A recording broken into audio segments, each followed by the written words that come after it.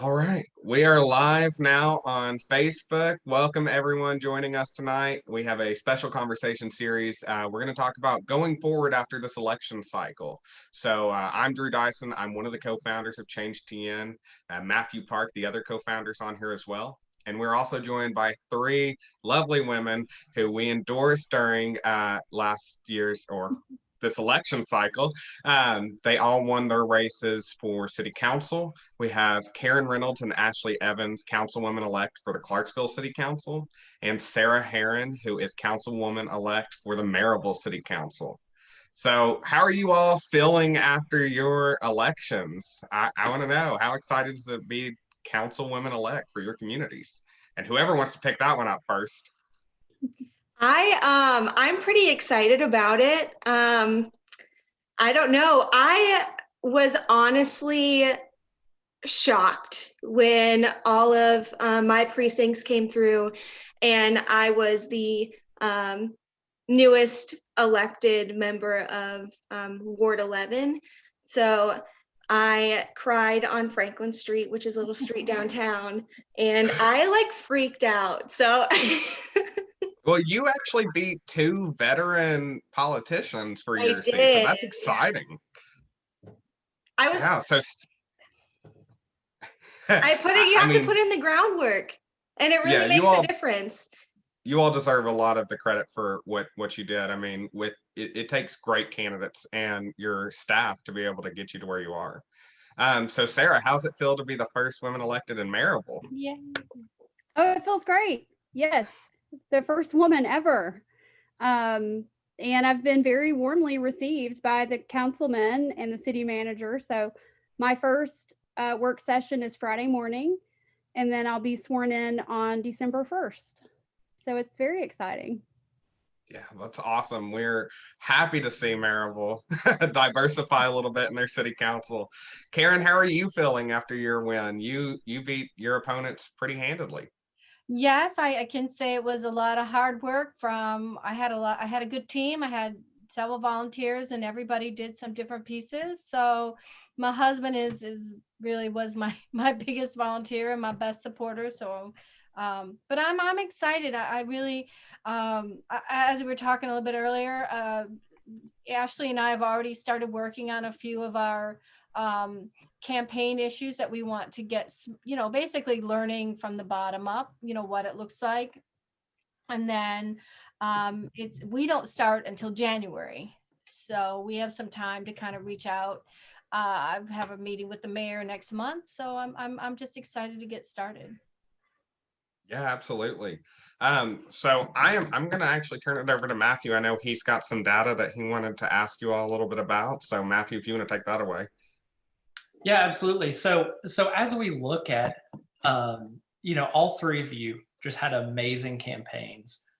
You each ran in districts where people might have counted you out beforehand, or said that or had a discussion about your chances of winning. Right?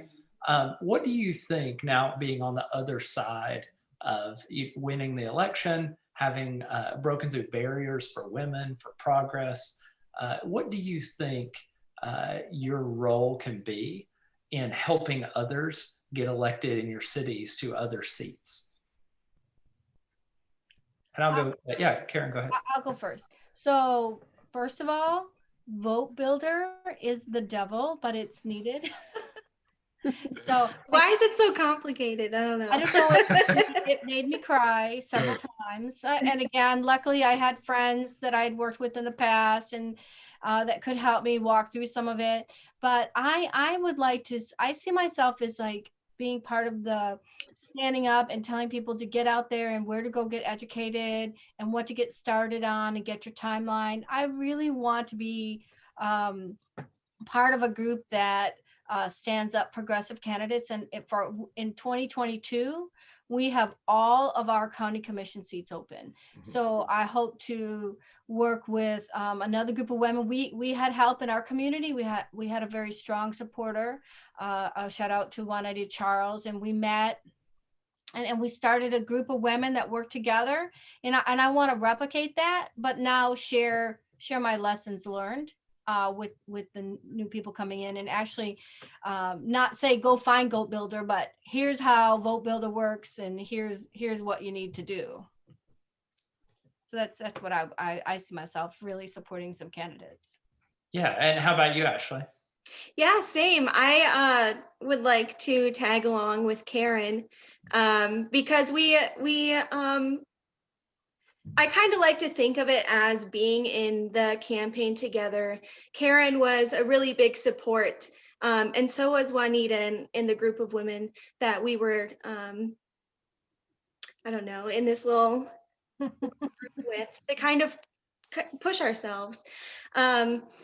So I would think it'd be a lovely like initiative to kind of get that going for 2022 in the county commission, as well as just keep advocating and keep pushing in our communities.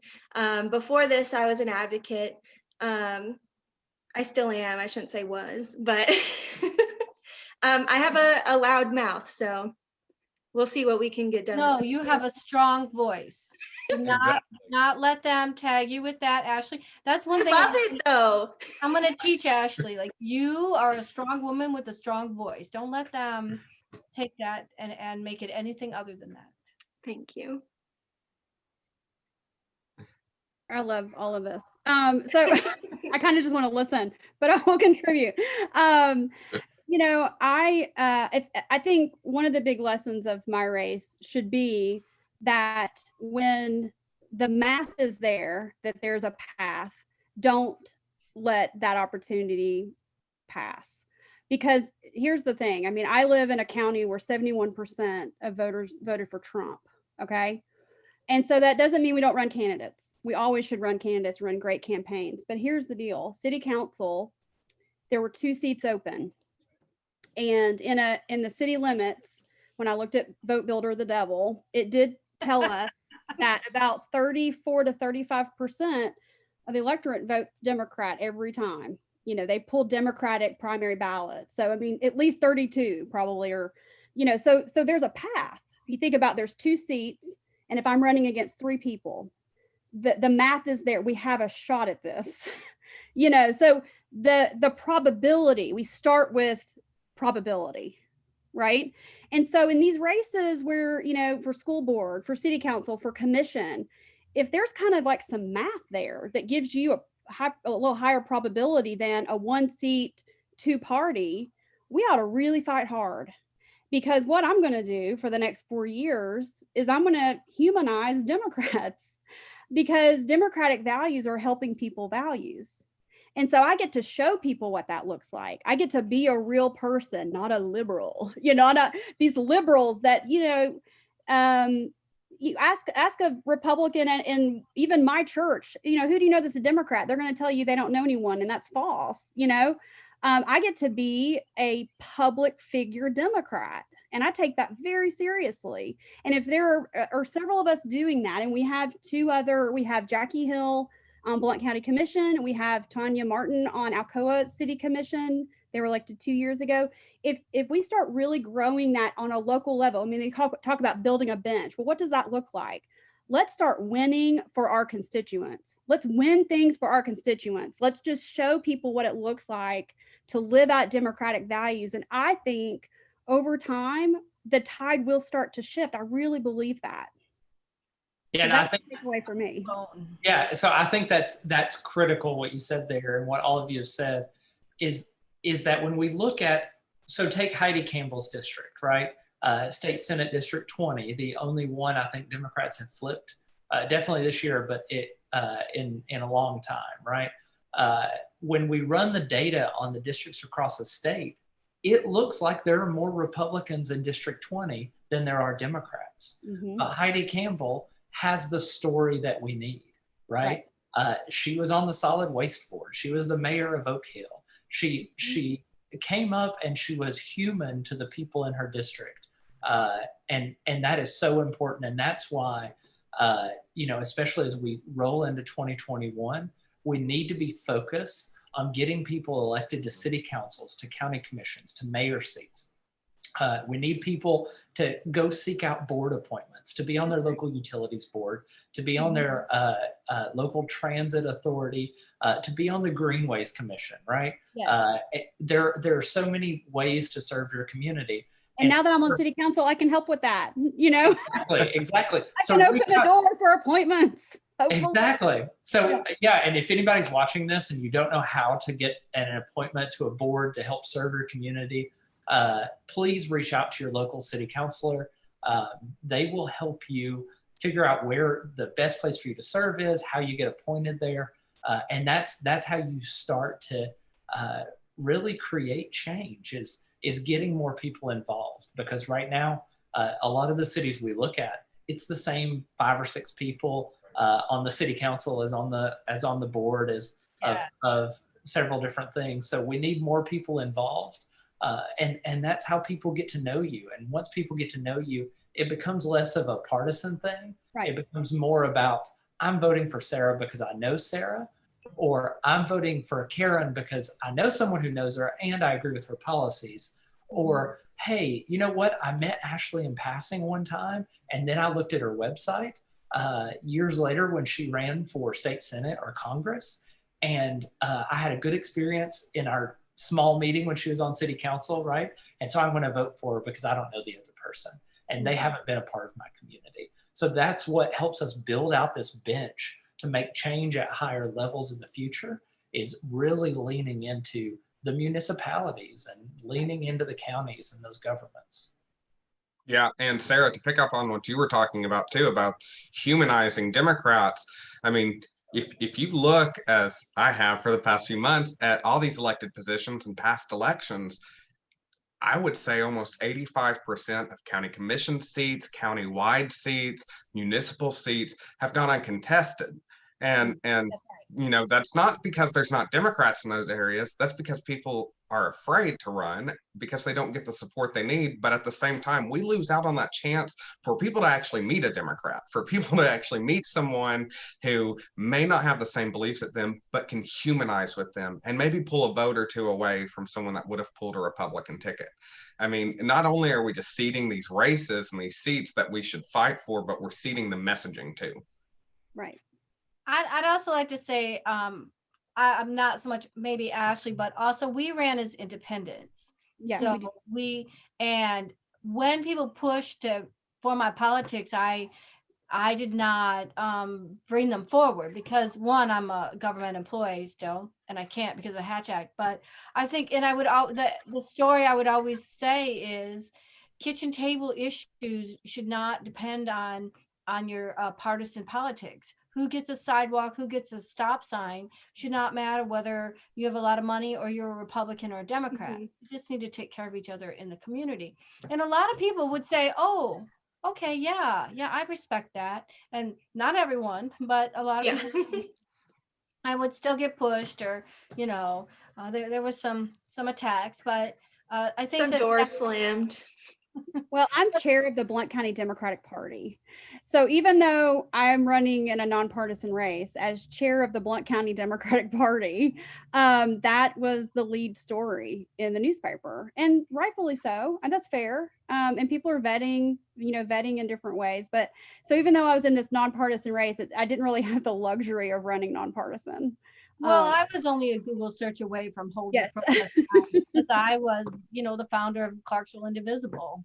Mm-hmm. And so, I mean, and I wrote plenty of letters to the editor as a position, but as my campaign, it wasn't out front. You had to go find it. If you're going to find it, fine, but I'm not going to give it to you. You know, one of I mean, go ahead, Matthew. One of the big critical things that we look at, so let's take the most liberal policy that we can push these days, right? The Green New Deal. I would maybe call that what a lot of people see as the most liberal policy out there. Data for Progress, in combination with Indivisible and some other groups, did some polling. And when you break the Green New Deal down into its 18 components, clean air, jobs guarantee, these different things. And you can see that on their website at Data for Progress. But when you break that down, when you ask Tennesseans, would you support heavy government investment in clean air and clean water and infrastructure to support that? most Tennesseans say yes, something like 80%, right? So when we really get down to the issues, when we talk about turning on the tap and having clean water come out of it, that's where people, I think agree the most. When we talk about these wide sweeping changes, which I believe are needed, of course, they really get divorced from a regular voter's everyday life. And Karen, you talked about, keeping them to the kitchen table issues, and that's in the kitchen sink, right? Clean water coming out of the tap. The only part of the Green New Deal that most Tennesseans didn't agree with was the jobs guarantee, which is understandable because of the politics of our state, right?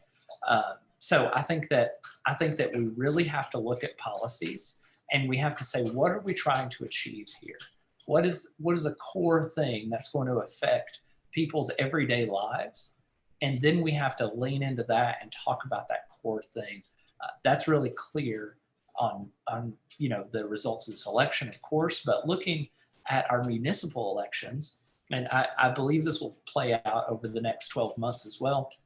We have elections in 2021 from March all the way to December. We're going to see people win that have leaned into those issues, that have talked about clean water, that have talked about what it looks like to make sure the city sewer system is working right, what it looks like to make sure the bus is running on time, that there's a transit from your house or from your neighborhood to the places that you work. That's what we're going to see win elections in 2021. I think I won in part because of my bulk trash pickup. Because my thing was that I also really, one, I wanted to be honest. I think people appreciate honesty. And so they're vetting you, and whether it's fair or not, if they're asking you if you're pro-life, if they're asking you if you're Democrat, I was like, look, there's not a question I'm afraid to answer, because I know you're vetting me, whether that's fair or not. But my thing was, I want to be really good at this job. And so when I would talk to voters and listen to the things that they cared about, it was things like, like you said, trash and, all of these different things. And one of the things that just kept coming up was the fact that we have bulk trash pickup in the city of Maryville. So that's things like mattresses, things that won't fit in the can. And especially with the pandemic, people are cleaning out their garages and their houses more. And so there's just kind of trash everywhere, because the city just runs the same route every day. They just run the same route. And so it picks up. So, your trash will be picked up between this day and this day. Sometimes it's like 5 days, sometimes it's longer. And so people are like, there's just trash everywhere. And so I looked at what other cities were doing, and I looked at appointment systems through apps and things like that. And so I just said, here are some ideas. Here are some things that are working. And I just sort of proposed this idea that there is a better way, that technology can route the trucks. And also it reduces fuel costs, which is, reduces your carbon footprint. I mean, all those great things. But here's what cities have done that have improved that. And here's what I propose. And I really feel like it's one of the reasons that I won, because I had folks that say, look, I don't agree with you really on anything, I don't think, but I want this trash off my curbside, And so I got a lot of votes from that. And, I'm excited to deliver it, because we need to get the trash off the streets, It's too nice of a place to live to have piles of garbage everywhere. So let me ask you this, just kind of parlaying that into something we've been thinking about. We really believe that voter contact should happen all the time and not just during election years. So that has often been said. I mean, we've said it, other groups have said it, but it's often been left to groups like ours. And of course, we'll push that and continue to do so. But I really think that it would be interesting, and we really haven't seen people do this that I'm aware of, but if elected officials start leaning into voter contact, not at the level of a campaign, of course, but saying, what, today I'm going to phone bank, and we're going to get some volunteers to phone bank or text bank or canvas whenever it's appropriate. And we're just going to talk to voters, and we're going to see what their issues are. Are they having trash issues? Is their recycling pickup always late? Right? Right. Are they having trouble with their utility bills? What's going on in the community? That also helps us across the board know what people are thinking, know how people are going to vote, but also allows elected officials to deliver better constituent services and act as better representatives. So that's one thing that we're going to encourage everyone that we endorse, is that when you get elected, you need to continue direct voter contact. Does that mean I get to keep my texting tool? Because that would be great. Maybe. I mean, we're open to these ideas, right? I really don't think, and somebody correct me if I'm wrong, I really don't think I've seen any elected official of any party saying, I'm going to continue direct voter contact throughout my term before I start really campaigning again, right? Oh, I intend to do that. Yeah. Yeah, absolutely. That I would start. I haven't even been sworn in, and I'm still talking. I'm still reaching out. Yeah, I can't imagine doing it a different way. Yeah, mine is, I was planning on an email group, but the texting would be also good. And Indivisible actually had an ad in the minivan out the door in 40, so you could go out your door, and they had it where they knew which the doors that did not have registered voters, and so we spent some time to talk to voters that were not registered and trying to get them registered, and just no politics, no, just talking about voting and how important it was. I did that 2 summers ago. Can we take a moment and be excited about the fact that 2 Indivisible leaders were elected to office? Oh, absolutely. I started Indivisible East Tennessee. Of course, I've handed it off, and I have some amazing people that run that. But we have, we started as really activists, and here we are. Yeah. And I mean, that's really what these positions should be. There's people that have been on the ground, have been fighting for these changes, and have actually brought it now somewhere where they can make these changes too. And so we're really proud of, our first class of endorsed candidates. And we're also really proud of you all for, making it now to where you can affect change in your communities. So I think it's been fantastic to be able to see that happen. Well, that was what Indivisible was, that's what it's all about, is constituent power. It was this, I have these elected officials who are blowing me off, so we know what that feels like. Yes. Well, I do want to kind of switch a little bit here. So obviously, we finished this election cycle, probably not as, Joe Biden won. We can all be very happy about that.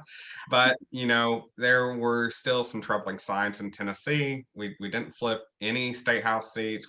We flipped 1 state Senate seat. Everyone's now writing op-eds about the death of the Democratic Party here, or why we should still keep investing in it. So I kind of want to get your all's take. We've got these competing ideas. The Democratic Party here is dead. The Democratic Party can survive. And with 3 newly elected Democrats in office, I'd be interested to get your all's opinion on that. And Sarah, I'll start with you. Great. Excellent. So happy about this question. No, I think, I also come at this from a perspective of having served as the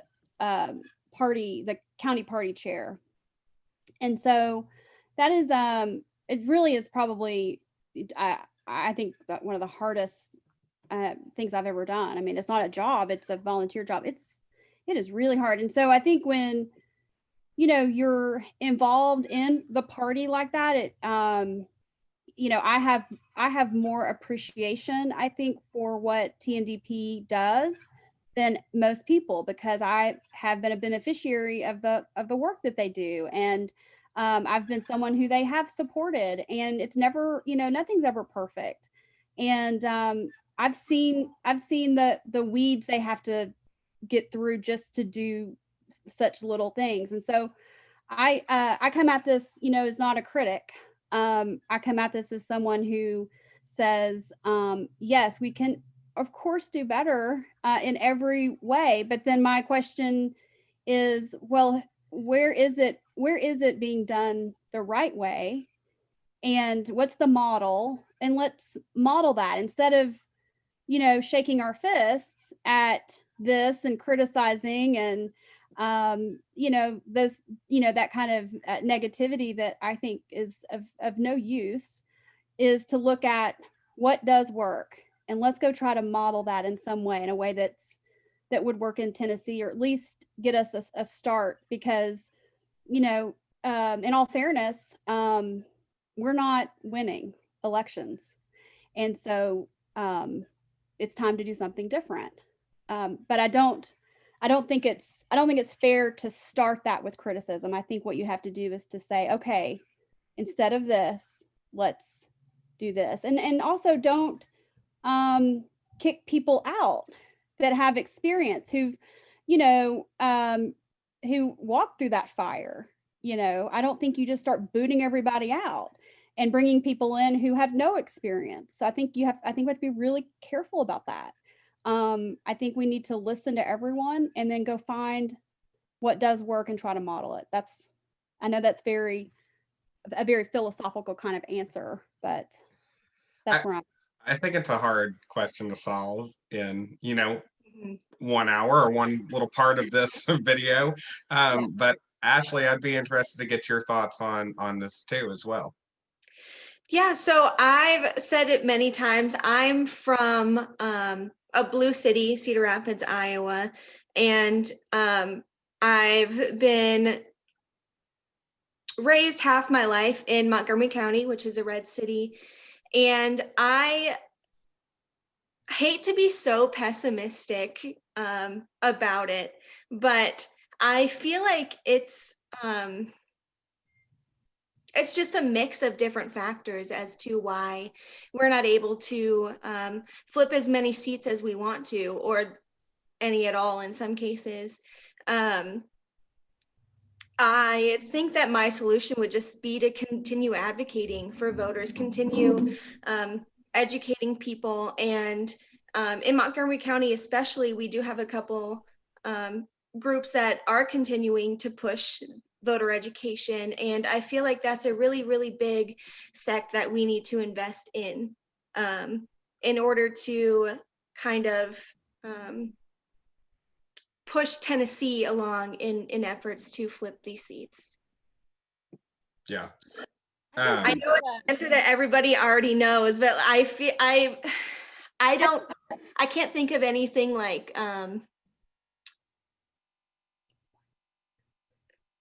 that's different to add to that, other than like what we've been trying to do, other than to keep pushing and keep trying.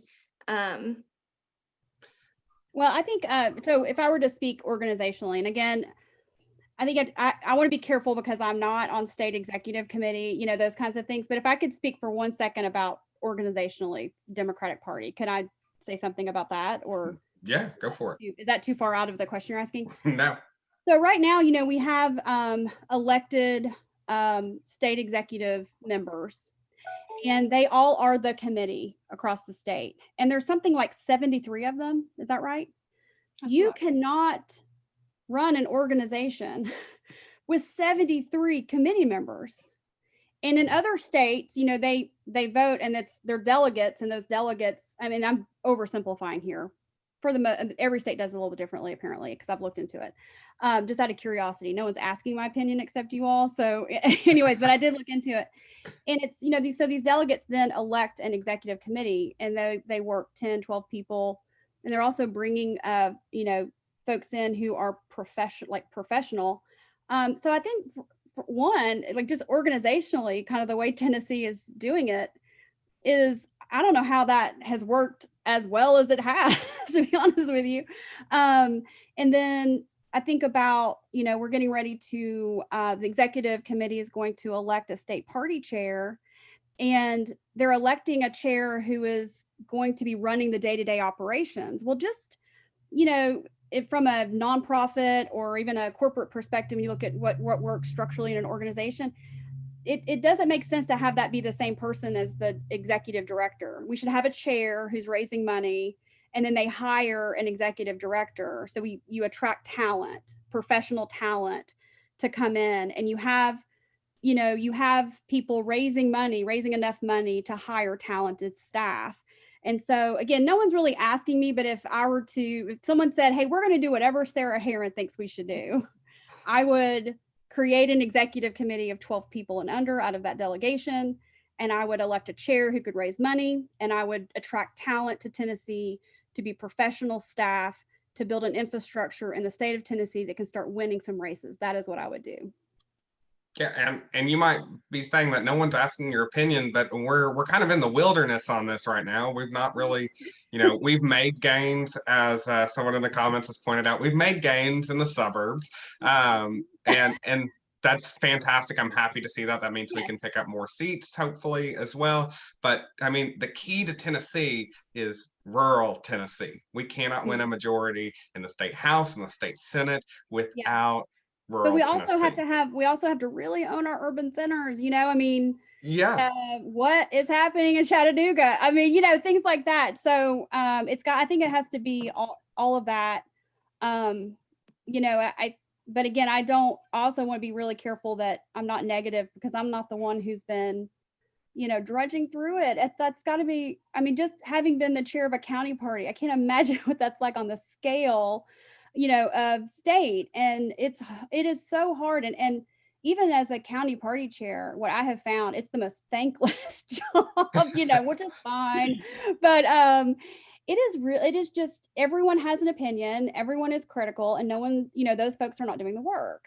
And I think that is really, I can see that reflective in state, is that a lot of people, aren't really doing the work. But anyways, I digress. I hope for the best. And I think what you all are doing, for candidates, and then folks that are just stepping up, we all just do what we can in our little parts of the world, our corners of the world, and try to lift each other up, and that's, I think if everyone does that, then it'll be better tomorrow.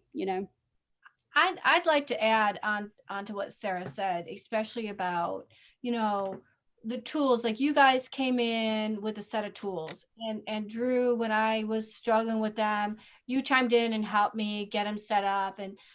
But when we talk about the party, as a local person running, the party gave me a lot of help, but I was running as an independent.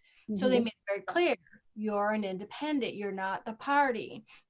And so the people that helped me more with my campaign was not the Democratic Party. It was ChangeTN, and it was Women for Tennessee, and it was a few other groups that I reached out to, the Sierra Club, that I had already been part of, that were willing to help out and work together. I before I continue, I want you to know that I have been a member of the Democratic Party. I've been like second vice chair, and I'm an executive committee member. But I started Indivisible because I did not feel that the party was doing the work. So I think the party needs to decide what is their job. Just raising money, and I think that's why I've never joined. it's like, what is their job, and how are they going to grow the base? And just throwing money at people in a seat that's already going to get elected doesn't help those of us that are running. And I think that, ChangeTN and your model of, we'll bring you a tool, whether you win or lose, we're going to give everyone this tool, because they're going to start having conversations in the community. That's what we need to continue to do. And the other thing is, not so much the Democratic Party, but progressives in general, we need to stop beating each other up if we don't pass the purity test. And that's continuing to be our problem. That's what happened in Tennessee. That's what happens all the time. If they don't pass the whole test, we're not going to work with you. Because what a progressive looks like right now in rural Tennessee versus what a progressive looks like in downtown Nashville is not the same. And a downtown Nashville person cannot go run a race in rural Tennessee. And what does that look like, and how do we help? So that's why I say we just need to keep going back to the kitchen table issues and building on the base as we move forward. And I like the word progressive. I don't often tell people that I am a Democrat. I tell people that I am progressive. And Same. And when push came to shove, again, I didn't talk about party. I talked about my family values and what's important to me. and you know, and I repeated that over and over again. I'm a retired Army Master Sergeant, which bought a lot in this community. You know, I have 2 sons. They're Hispanic. One of them's gay, and I'm not voting against anything that is. I have unconditional love for my family, and I'm not supporting anything that goes against that. And that is often ended conversations without what party are you on? And that's what we need to keep. We need to take back our family values. We need to take back what's important in the kitchen table issues. And then I think the rest will come. And what does that look like for the party? Again, I think they have to decide, because I've been with the party for several years and I have not seen like why did you guys send the tools down and not the party? Where's my money going in the party? Those are the kind of things that we had talked about. Next election cycle, vetting our candidates as in Montgomery County, just kind of like you guys did, vet the candidates. And then for that group, we buy Vote Builder and we run it for them. As a party, we cut their turfs and we tell them what they help them with their game and the numbers, instead of everybody crying on Saturday night trying to, whoop, that was just me maybe. But you know, instead of everybody trying to figure You're not alone. You're not alone. Trust me. I winged it, and then I knew what our ward, like my ward was, and I just stayed within the boundaries, and that's how it was until the very end, when I was, with your help, figured it out. it was painful. So I mean, but why should each of us go through that? The party should. And I get, even though I'm an independent, I've been a member of the party. Why are you talking to me like I haven't been coming to your meetings? Well, I mean, I also think too, yes, these are nonpartisan races, but you could clearly look at some of the people that you were running against, and they're wearing GOP lapel pins. They're the Little your elephant. ideology doesn't stop when you become a member of a nonpartisan race. I mean, you're still going to tilt one way or the other. I always felt like it was fair to answer the question. I didn't run on it. You know, I didn't run on like, you know, I ran on being responsive to what voters were telling me mattered to them. And also because just things I knew that I would be good at, you know, which was technology. You know, really, Matthew, you talked about kind of that deep canvassing, you know, before you even run, knowing what things matter. I think that's really, I mean, organically what happened for me. I'm on one of those neighbor apps or something like that, you know, where people find their lost cats and such. And I was just hearing over and over again throughout this pandemic, and I saw it too on my bill, that Charter Spectrum kept raising our rates on high-speed internet. And it was becoming not affordable, you know, I mean, it was just constant, you know, which was really price gouging in a pandemic.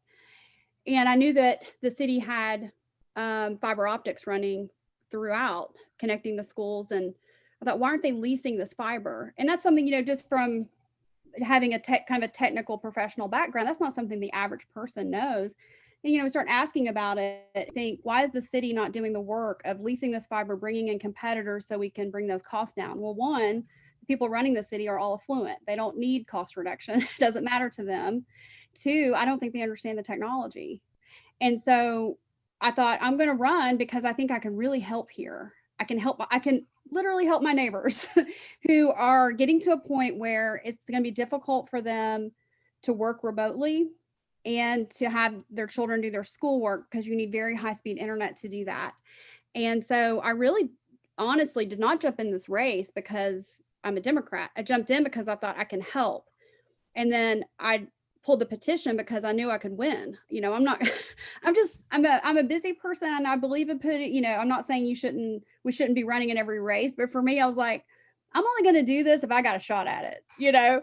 And so doing that math, you know, I thought, yeah, I want to go for this. And then when I found out there'd never been a woman who'd ever served, I was like, well, I'm going to fight really hard for this. Too, because if a woman's going to win, it needs to be a progressive woman. You know, let's make this count, you know? So anyways, I digress, but I think, you know, to your point, Karen, too, the kitchen table issues, I think, really, regardless of your party, if you're not doing that, you're not really, it's not public service. And it really should just always come down, I think, to being a public servant. Yeah.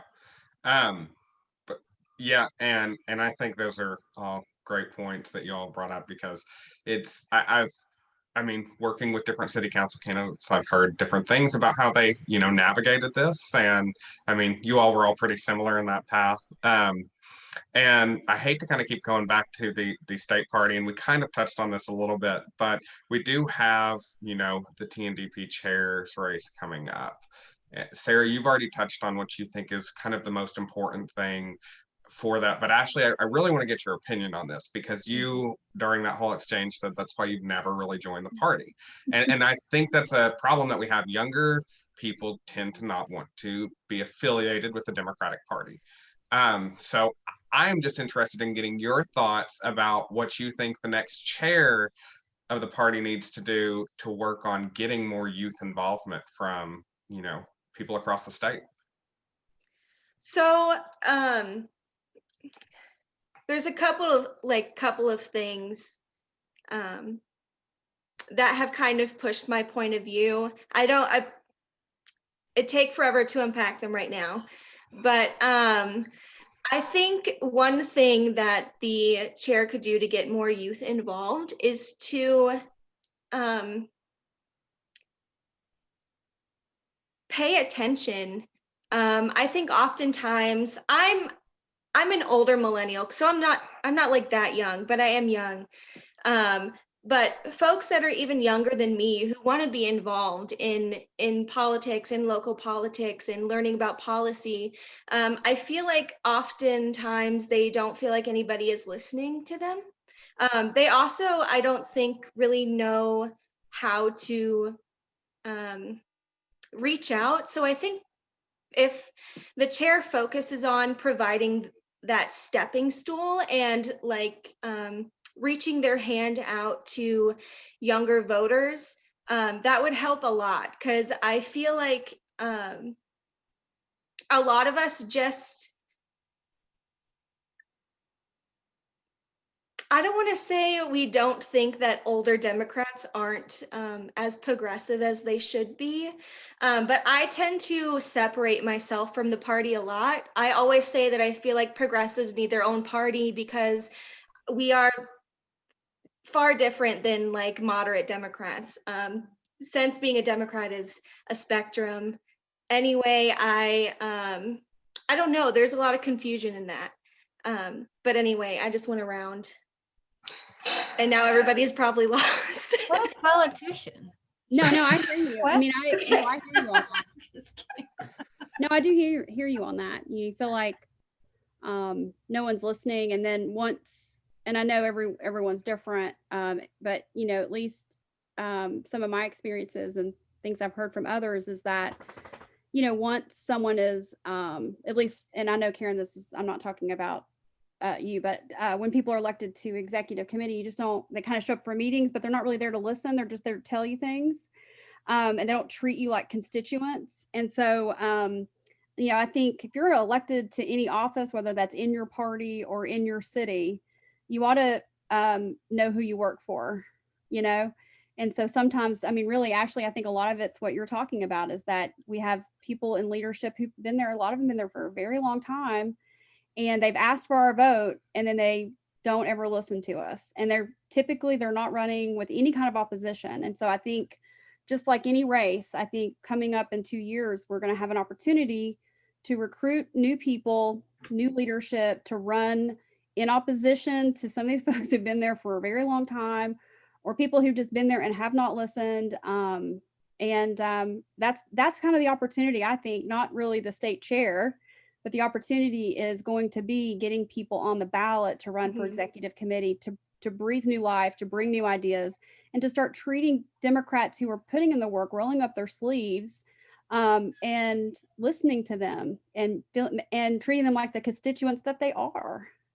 And I totally agree with you there, Sarah. And I think that although the party chair is important, what is definitely more important is the state executive committee elections in 2022, which for anybody watching, there's a man and a woman elected from every state Senate district across the state, or a bunch of other ex officio members as well, but that's the bulk of them, 66 members, 2 from each Senate district.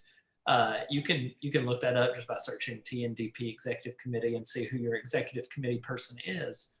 And they're actually on the August primary ballot in 2022.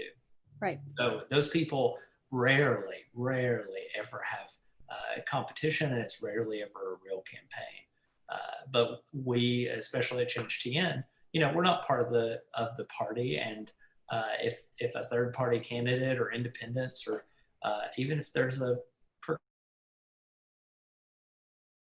progressive, we'll definitely look at supporting those people because we are a nonpartisan organization, but we see right now, we consider the party as a tool, right?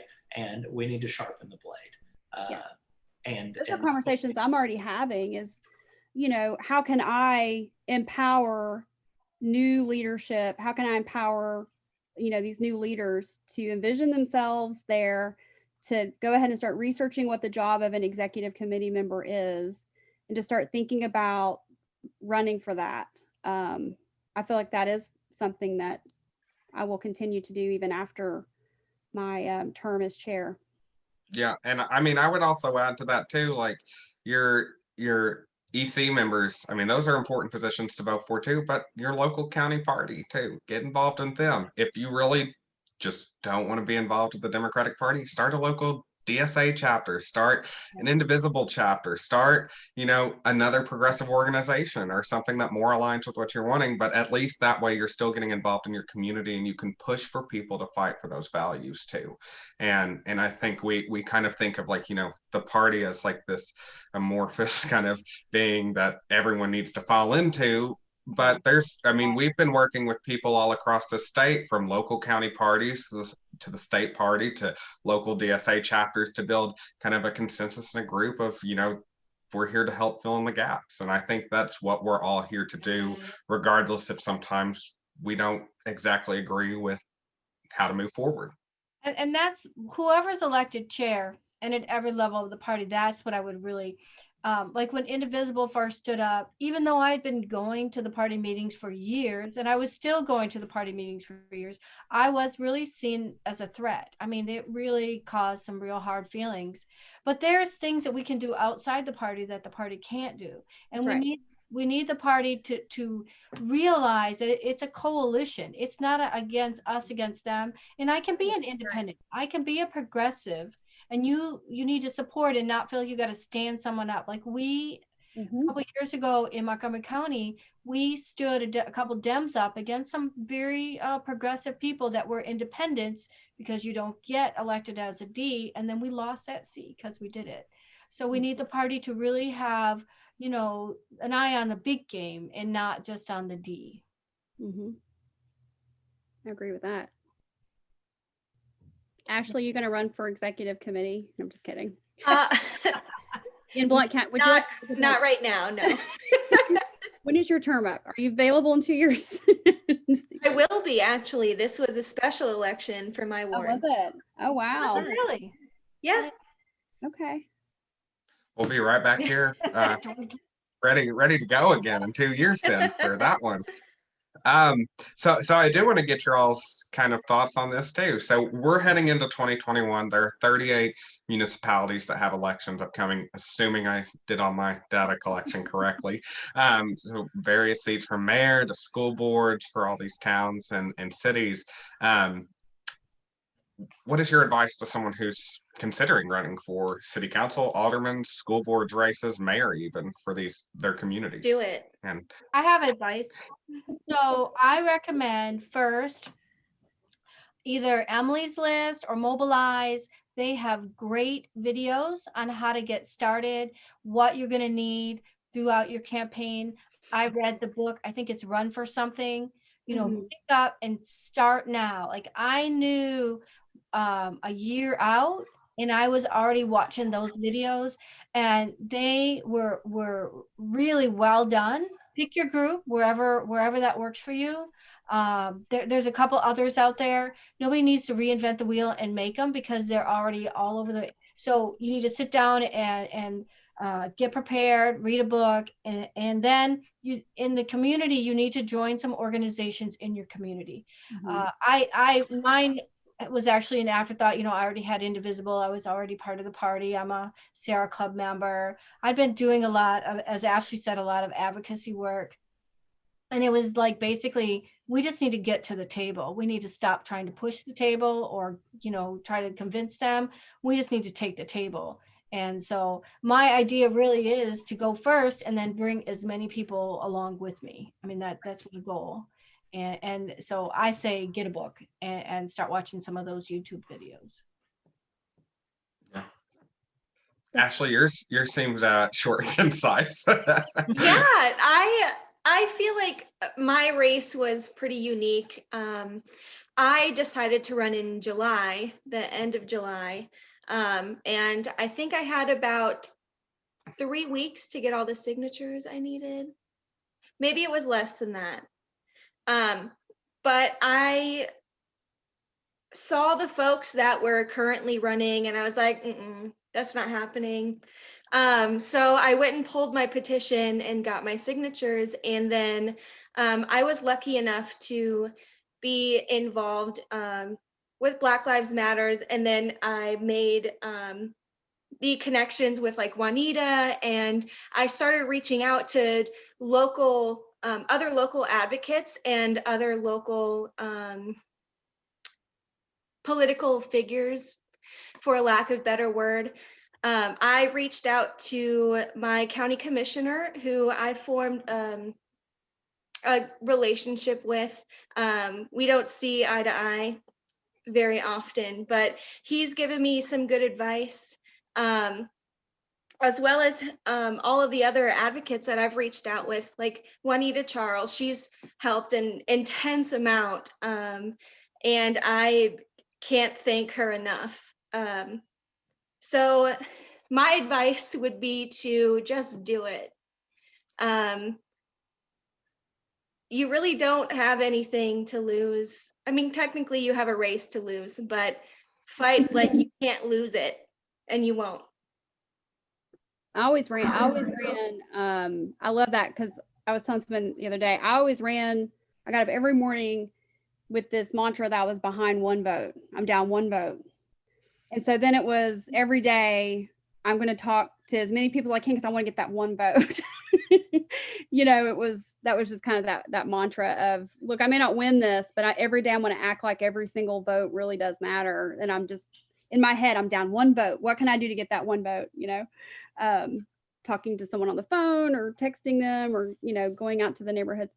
But I think if someone's thinking about running, I love that. Just go for it. And then doing the work of, like Karen, to your point, watching videos, reading things, and really don't go into it totally blind. Understand what it's going to really take to mount a decent campaign.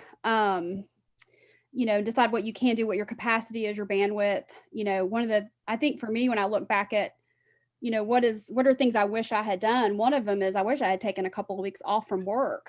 It's like, it was really hard to work and do this, but, really being thoughtful. And then Matthew, what you were talking about earlier is the deep canvassing. Start talking to neighbors and looking at what the actual authority of that municipality is, because sometimes I don't think people even read the charter and understand what their authority is. I mean, there's things that, like, city council in Maryville could be doing that they're not asserting their authority. And they could be doing things like removing utility fees that are unnecessary. And that would really ease the burden on our citizens to not have to pay these fees that are just, why are they there? They actually have the authority to do that. It's in the charter.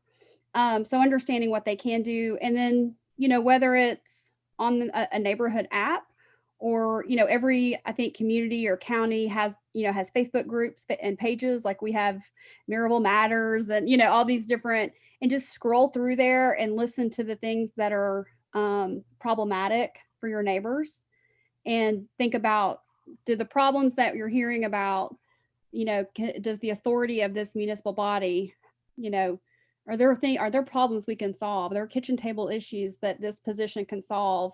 And then I'm going to communicate that to voters and, see if I can't be of service to my community in a real way. Yeah, and as the only person on here that has not ran for office, my one piece of advice as someone who's been in that campaign role of, being either a field organizer, a manager, whatnot. The biggest thing that you need to keep in mind is that time is the only non-renewable resource. I have constantly heard that, and that is the truest thing about your campaign. The sooner you can get started, the better, because you're gonna, like Sarah said, you're gonna always feel like you're one vote behind, and you're gonna do everything in your power to make sure that you have enough time to reach all the voters that you can. That's right. I don't know, Matthew, do you have anything to add to that too? Any advice for people?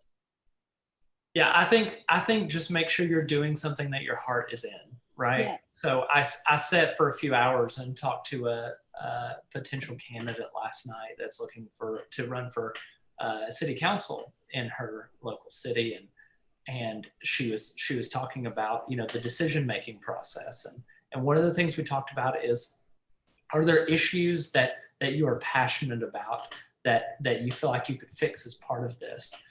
And she said yes, and I said, the thing that you have to understand is that the cavalry is not coming. Groups like ChangeTN, we're going to try to be that cavalry. We're going to come with resources and advice and other things like that. But at the end of the day, you're the candidate, and you have to be passionate about running for office. If you're not passionate about running for office, then you're not going to have other people be passionate about you running for office. So my advice is do what you're passionate about. Look for an office that really makes you feel like that is who I am. Some people are people that get really passionate about zoning.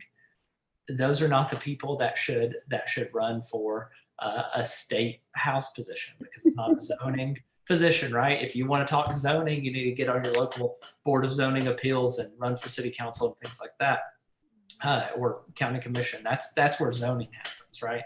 So do what you're passionate about.